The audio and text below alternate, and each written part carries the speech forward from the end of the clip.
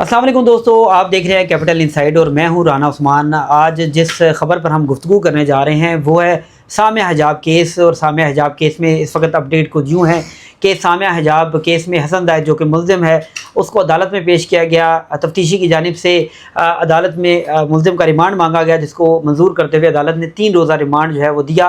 और उसके बाद कुछ चीज़ें जो आज की समाअत में हुई उस हवाले से भी तफसीली तौर पर बताएंगे। मेरे साथ ज़ुबैर गुज्जर साहब जो है, जो कि एडवोकेट हैं और सीनियर एडवोकेट हैं, और वो इस केस को देख रहे हैं। और हसन जायद की तरफ से, हसन जायद जो कि इस वक्त पुलिस की कस्टडी में है, पुलिस ने कुछ चीज़ें बरामद करवाना चाहती है, लेकिन हसन जायद के वकील जो हैं गुज्जर साहब, उन्होंने बड़ी ज़बरदस्त इंकशाफात अदालत में किया है और कुछ डॉक्यूमेंट भी जमा करवाए हैं। उसी हवाले से उनसे पूछते हैं। सर बहुत शुक्रिया, आपने सर कुछ दस्तावेज़ात जमा करवाई हैं अदालत में, कुछ वकालतनामा भी अपना जमा करवाया है, इसके साथ साथ आपने कुछ एप्लीकेशंस भी दी हैं। ये बताइएगा कि सर हसन जायद केस में सामिया हिजाब जो है वो ख़ुद को बेगुनाह करार दे रही है और वो कह रही है कि मुझे अगवा करना चाहता था हसन जायद, मैंने हसन जायद से पैसे नहीं खाए, हसन जायद ने मुझसे पैसे खाए, और बहुत से कुछ इल्ज़ामात लगा रही है। तो सबसे पहले तो ये बताएं कि आज सामिया हिजाब अदालत में आई थी या नहीं आई थी, और जो बातें वो कर रही है उसमें कितनी हकीकत है। बिस्मिल्लाहिर्रहमानिर्रहीम। सबसे पहले आपका शुक्रिया कि आप आए। अब वो यूँ कि 31/8/2025 को एक FIR होती है हसन जायद के ख़िलाफ़, जिसमें अगवा और दूसरे एलिगेशन लगाए जाते हैं, और उसमें उसके ख़िलाफ़ FIR होती है। यूँ ही उसको पता चलता है वो बैरून शहर होता है और फ़ौरन वापस पहुँचते हैं। और 1 तारीख यानी 1/9/2025 को वो बंदा आके सुबह तकरीबन 10:31 पर वो वीडियो जो आई हमारे सामने, उसकी फुटेज आई है वो हमारे सामने, तो उसमें F61 एक गेस्ट हाउस है, वहाँ भी ये मौजूद होता है, और वहाँ से फिर ये अपने वकील को अप्रोच करते हैं ताकि मैं इस केस में अबूरी ज़मानत करा सकूँ। उसकी अबूरी ज़मानत की दरख्वास्त तैयार होती है, फिर ये कोर्ट में पेश होता है, और पेश होने के बाद वहाँ पे अबूरी ज़मानत कराता है। वहाँ कोर्ट इसको रुककार जारी करती है।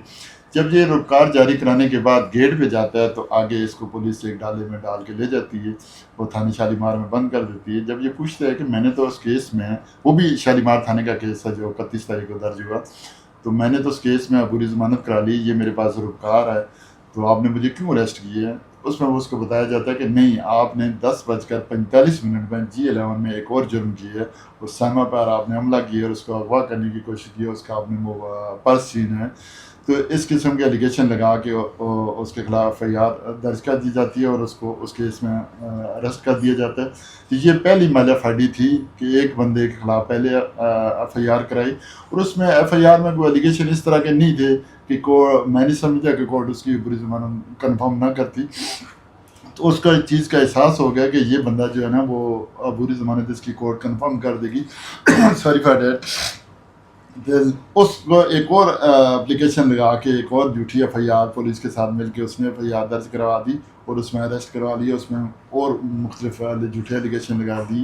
तो ये पहला पार्ट था जो पुलिस के ख़िलाफ़ जो MLFID थी जो पुलिस ने की है। दूसरी हमने रिक्वेस्ट ये की कि देखें, जो इस केस में पहले भी रिमांड था उसमें मैं नहीं था, दूसरे रिमांड में पेश हुआ। Sorry for that.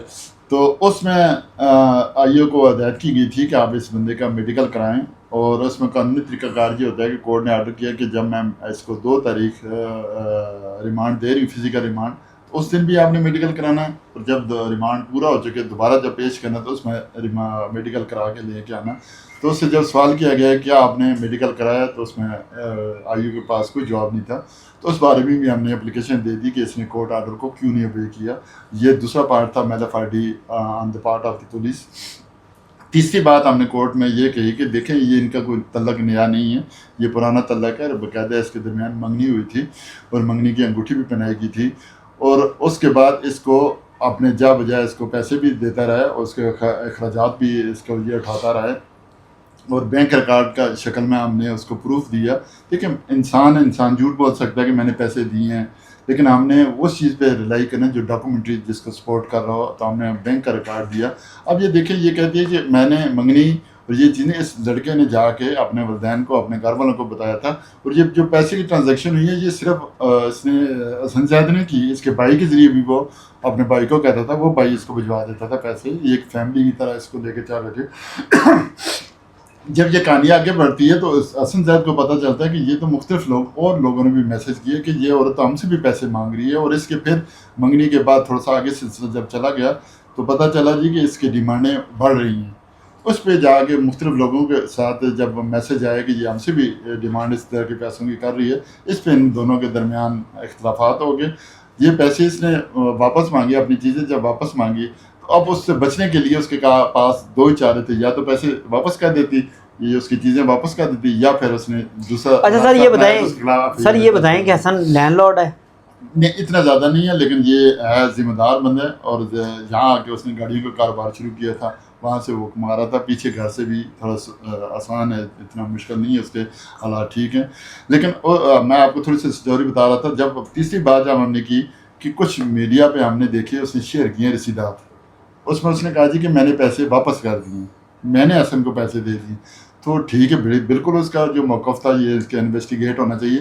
ہمارا یہ اس میں موقف تھا کہ یہ رسیدات جعلی ہیں، تو ہم نے آئی او کو بتایا کہ یہ رسیدات جعلی، لیکن آئی او نے ہماری بات نہیں سنی۔ ہم نے کورٹ میں باقاعدہ اس کی اپلیکیشن دی کہ جناب اس کے بارے میں آئی او کو ہدایت کی جائے کہ ہماری اس درخواست پہ انویسٹیگیٹ کرے، اگر یہ رسیدات جعلی ہیں تو اس کے خلاف قانونی کارروائی ہونی چاہیے، بالکل جعلی رسیدات، جعلی ڈاکومنٹس تیار کرنے کی بابت، اگر یہ سچی ہیں پھر ایز پر لا جو بھی ہے تو وہ بھی ہماری درخواست۔ اچھا سر، سوشل میڈیا پر اسکیمز آپ نے سنے ہوں گے، چلتے بھی عدالتوں میں بھی اسکیم کیے جاتے ہیں۔ کچھ خواتین میسیجز کرتی ہیں، دوستیاں کرتی ہیں، دوستیاں کرنے کے بعد اس شخص کو جو ہے اس سے پیسہ کھایا جاتا ہے، پھر اغوا کر لیا جاتا ہے۔ اس کیس میں اور جو کیسز آپ دیکھتے ہیں عدالتوں میں روزانہ، ان میں کتنی مماثلت سمجھتے ہیں؟ ہم نے اکثر دیکھا ہے کہ پہلے ایک مافیا ہوتا تھا، ہم کہتے جی کہ یہ پراپرٹی مافیا ہے، یہ کسی، لیکن آج تھوڑا سا پیچھے چند سالوں سے یہ جو ٹرینڈ آ رہا ہے کہ ایک میسج آتا ہے لڑکے کی طرف یا ایک لڑکی کی طرف آتا ہے اور اس کو اس کیسوں میں انوالو کر دیا جاتا ہے، محبت کی سٹوریاں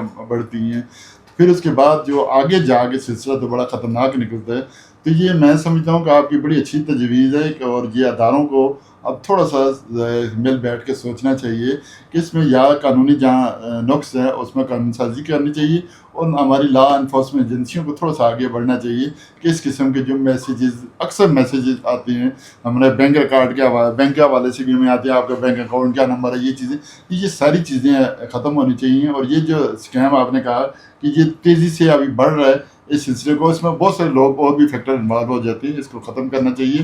اور یہ آنے والے دور میں اگر یہ سلسلہ کھلی اجازت دی گئی تو اس کے نتائج۔ سر ہمارے معاشرے میں عورت پر ظلم تو کیا جاتا ہے، یہ ہمیں ایکسیپٹ کرنا پڑے گا، لیکن عورت کئی جگہ پر وہی عورت کارڈ جو ہے وہ کھیلا جاتا ہے اور عام نوجوانوں یا لوگوں کو جو ہے ان کا وکٹم بنا دیا جاتا ہے۔ آپ کو نہیں لگتا کہ ایک طرف عورت کارڈ کھیلنے کی اجازت نہ ہو اور دوسری طرف عورت پر جو ظلم ہوتے ہیں وہ نہ اجازت ہو؟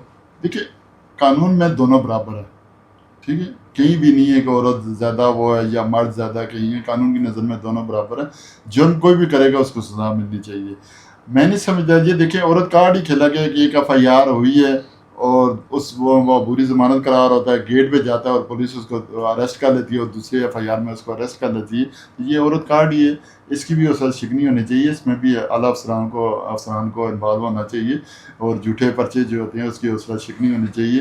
دوسرا یہ عورت کارڈ جو کھیلا جا رہا ہے، یہ تھوڑا سا سلسلہ آپ نے ٹھیک کہا کہ یہ کچھ میسیجز، کچھ کیسز میں نے دیکھا ہے کہ ایک میسیج آتی ہیں اور اس میں ایک عورت سامنے آ جاتی ہے اور لڑکوں کو اس میں اپنے ہنی ٹریپ کر لیتی ہے اور پھر آگے جا کے ان سے مختلف جرائم میں انوالو کر لیتی ہیں۔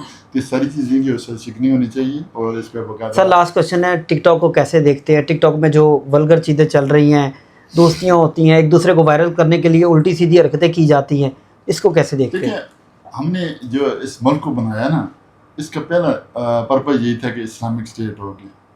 ہماری اپنی کچھ روایات تھیں، بڑی خوبصورت روایات ہیں ہماری، اور ہمیں اس پہ فخر ہونا چاہیے۔ ہم اسلامک پوائنٹ آف ویو سے زندگی گزارنی چاہیے۔ یہ چھوٹی سی زندگی ہے، رزق وہی ہے جو اللہ نے دینا ہوتا ہے، وہ آپ کو مل کے رہنا۔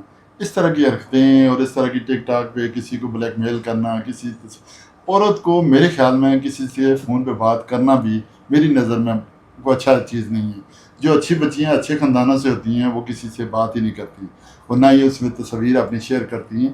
یہ چیزیں تھوڑی سی، اور دوسرا مجھے تھوڑی سی اس کی سامنے کی چیز اچھی بھی نہیں لگی کہ اس نے اپنے والد کے خلاف بھی باتیں کی، وہ بھی مجھے اچھی نہیں لگی۔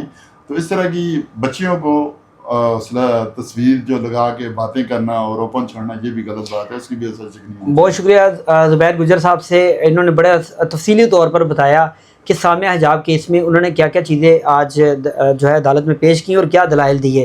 انہوں نے یہ بھی بتایا کہ ایک طرف ٹک ٹاک اور جو سوشل میڈیا اس کی وجہ سے ہماری نوجوان نسل جو ہے وہ تباہی کی طرف جا رہی ہے، اس پر بھی قانون سازی ہونی چاہیے۔ بہت شکریہ۔